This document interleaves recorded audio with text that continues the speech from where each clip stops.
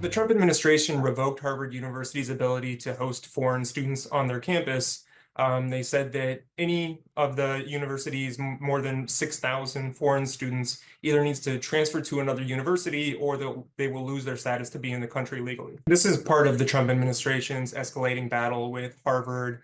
Harvard is the first university in the United States to openly defy the Trump administration's orders to limit pro-Palestinian protests on campus and to eliminate DEI practices.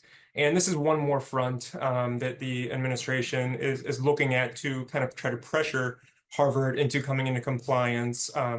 The Secretary of the Department of Homeland Security had requested a bunch of documents from Harvard related to international students.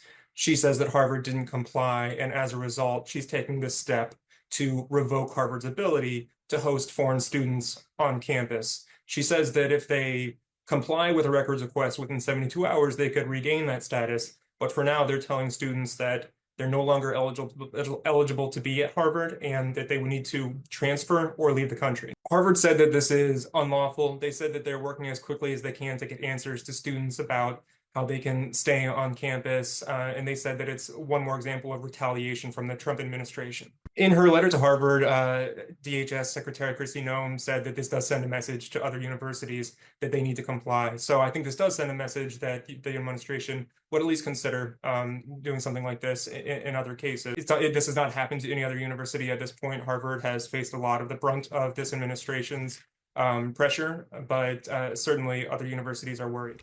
Well, again, I can't speak to Secretary Noem's plans and strategy and her decision to implement this.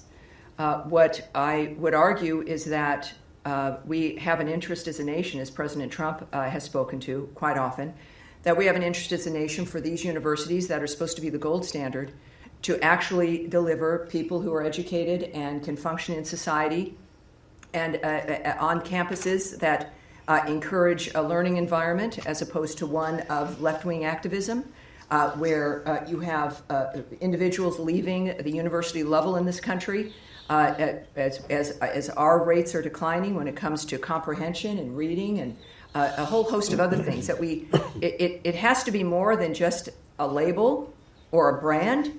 It has to deliver results for the families that do pay a lot of money for it. And I think that there's a point, as you've seen, I think it's obvious from the Trump administration, with the federal money that flows into those coffers and the nature of the kind of talent. You can speak about foreign talent. Let's speak about American talent. But I think that this opens up a conversation, as it should, between the federal government and the universities that we rely on and have been proud of, that we deserve to be proud of them again. And if we're going to speak about who we rely on for the best and the brightest, there's plenty of American kids who also deserve to be taken seriously. And I believe that we can handle all of them properly.